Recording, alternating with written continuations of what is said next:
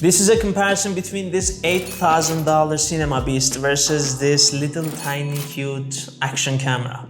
We are gonna do something fun, comparing an FX3 with a 24-70G Master II versus Insta360 Go Ultra in 5 different categories. And some of the results might surprise you. Right now I am recording with my FX3 with a 24mm lens, and this is the field of view you will get. 3, 2, 1, and right now you see me on Go Ultra and such a wide field of view. I'm recording audio from the internal microphone and you hear me from Go Ultra right now, and right now you hear me from FX3. Sit down first, then you order. Not hurry. We are not hurry. You are in vacation. This photo is taken by FX3. Nice colors, blurry background, but not that wide. And here we've got the same photo taken by Go Ultra, much wider, but for some reason I couldn't get the coffee on focus. And here we've got them side by side, and now 200% crop.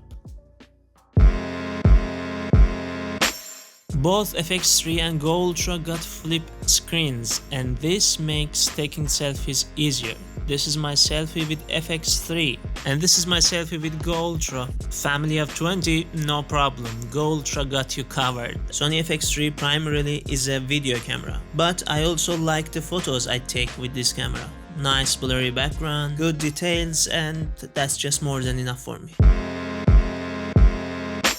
We are back to the studio, and the next test is going to be slow motion. I'm gonna drop some hazelnuts on the table to see which one is going to capture a cleaner slow motion.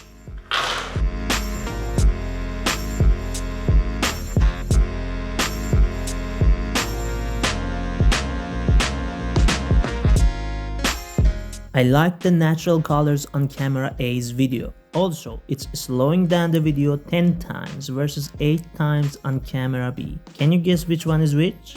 Yes, you're right. Camera A is FX3.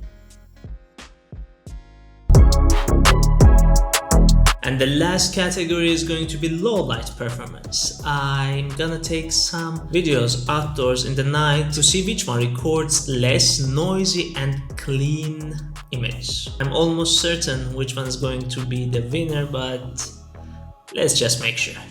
In low light situation, sensor size is a big factor. And as you know, FX3 got a bigger sensor than Go Ultra, and naturally it's gonna take much better videos in the night time.